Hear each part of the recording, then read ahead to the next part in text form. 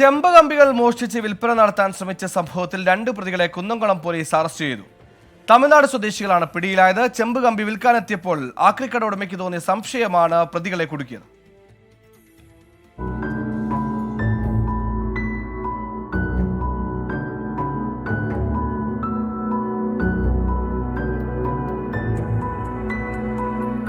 തമിഴ്നാട് മേട്ടുപ്പാളയം സ്വദേശി 42 വയസ്സുള്ള ഖാലിദ് മുഹമ്മദ് അലി, 49 വയസ്സുള്ള ഗുണശേഖരന്റെ ഭാര്യ മുരുകായി എന്നിവരെയാണ് Kunnamkulam station house officer UK ഷാജഹാന്റെ നേതൃത്വത്തിലുള്ള പോലീസ് സംഘം അറസ്റ്റ് ചെയ്തത്. കുന്നംകുളം യേശുദാസ് റോഡിൽ പ്രവർത്തിക്കുന്ന ഷൈൻ ഇലക്ട്രോ പ്ലേറ്റിംഗ് എന്ന സ്ഥാപനത്തിന്റെ കോമ്പൗണ്ടിൽ സൂക്ഷിച്ചിരുന്ന ചെമ്പ് കമ്പികളാണ് പ്രതികൾ മോഷ്ടിച്ചു വിൽപ്പന നടത്താൻ ശ്രമിച്ചത്. സ്ഥാപനത്തിൽ നിന്ന് കുറച്ചു ദിവസങ്ങളായി ചെമ്പ് കമ്പികൾ മോഷണം പോകുന്നതിനാൽ സമീപത്തെ ആക്രി വിൽപ്പനശാലകളിൽ വ്യാപാര സ്ഥാപന ഉടമ അറിയിച്ചിരുന്നു.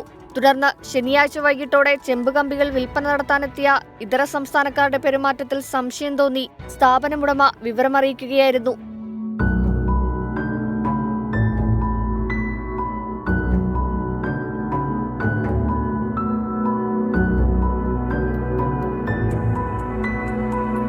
തുടർന്ന് ഉടമ ആക്രിക്കടയിലെത്തി നടത്തിയ പരിശോധനയിൽ ഇവരുടെ സ്ഥാപനത്തിൽ നിന്നും മോഷണം പോയ ചെമ്പ് കമ്പികളാണെന്ന് കണ്ടെത്തി.